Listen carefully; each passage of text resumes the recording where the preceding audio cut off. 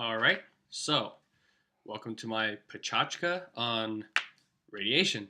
I actually have kind of an affinity for radiation. I worked out at the test site for a little while, so I got a lot of experience with radiation, and I learned a lot of really cool stuff about it. And I'm hoping that I can share this with you, and hopefully you can feel the same way as I do about it and think that it's awesome at the end. Most people, when they think about radiation, they think about medical devices, X-rays, for instance, like this one here, or they think about the bad parts of radiation, like cancer, things that it can do to you, radiation poisoning, things like that. And it's true that there are good, bad parts about it. For instance, this is a newly created UN sign. The sign itself is pretty obvious of what it's trying to tell you, but it's basically saying that radiation exposure will kill you. So you might want to leave the area if the sign's there. Basically, don't stand around. That type of radiation is ionizing radiation. That's bad radiation. But that's what we use to make x-rays and stuff. There's another form of radiation called non-ionizing radiation, and that's what we use in everyday life. A lot of people actually, I believe, take it for granted. And for instance, our cell phones are a form of non-ionizing radiation. The wavelengths that they use to send out their data is non-ionizing radiation. The light spectrum, that's another form of non-ionizing radiation. So basically, you can basically say if you like to stay in communication, if you like to see stuff, think radiation. It's all about radiation. It's cool.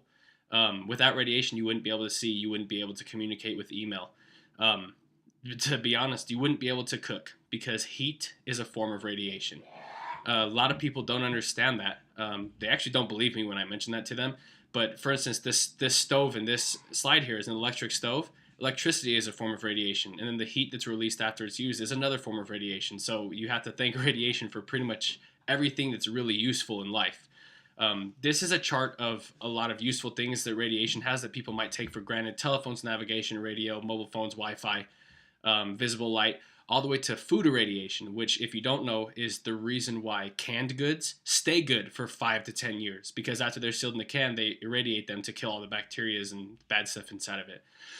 Speaking of food, usually when I think of food, I associate food with alcohol. Now, I know what you're thinking. What does alcohol have to do with radiation? I thought this presentation was about radiation. Well, it is about radiation. But I need to go into a little bit about alcohol to get to the really big guts and important parts of this. I was actually watching a chemistry video recently, and in the video, the chemists mentioned that they don't remember where they seen or heard it, but that the United States will not import alcohol that's not radioactive. Now, you're probably thinking to yourself, what? Why would they allow radioactive alcohol into the country? Well, before we get into that, let's talk a little bit about alcohol just so we understand it. Alcohol is created from grains. It's fermented grains. Basically, they take it, put it into a big pot, put it into a big vat. They heat it up very slowly, which is an extremely important part of it, which then, you're introducing radiation. Technically, you're heating it up. And the fermentation process, the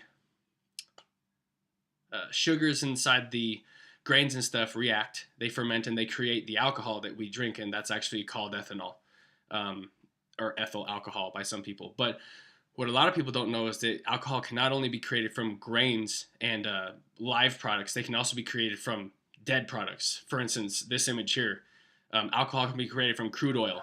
It can also be created from coal. And that's important when we talk about alcohol being radioactive.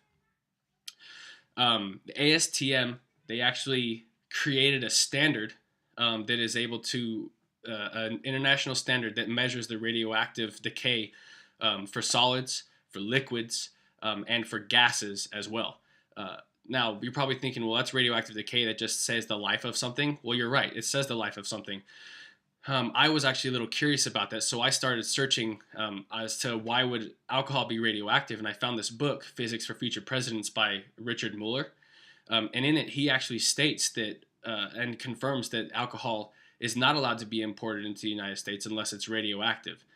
It actually has to have a certain amount of millirems per 750 milliliter bottle to be legal in the country. And this is specifically because of the element carbon-14. Carbon-14 is in every single living thing on Earth. Anything that can eat or ingest food or absorb carbon dioxide, there's carbon-14 in it. How we get it is uh, the radioactive, the solar radiation interacts with our atmosphere and releases neutrons. The neutrons then interact with nitrogen atoms, like in this diagram, and they produce carbon-14 atoms, which are slightly radioactive. Trees absorb them through carbon dioxide synthesis, and animals eat them. When you eat the animal or you eat plant matter, you absorb carbon-14 as well. Because of this, the United States is able to prove that if it's made from a biological source, like a grain or a plant, for instance, it will have traces of carbon-14 in it, which means that the alcohol will be slightly radioactive. This is important because the United States bans the use of alcohol or the consumption of alcohol that is not created from biological components. So again, we have to thank radiation for being able to help us with alcohol that's safe. Now, the USDA is also happy about this because it increases the recyclability of the sources that we use. They like to use renewable resources when possible. This also makes farmers happy because they have a lot more options to sell their wheat. They can sell it for bread, they can sell it for alcohol, and it's awesome. So again, we have to thank radiation. The radiation puts it into the plants put it into the alcohol, and then the alcohol shows the radiation that it's safe for us to drink in the United States. So I made my own sign similar to the UN one for the end, in which radiation in your alcohol makes you happy. That's because it's safe to drink, according to the United States Bureau of Alcohol, Tobacco, and Firearms. So anyway, that was my Pecha Kucha. Thanks for watching. Have a great day.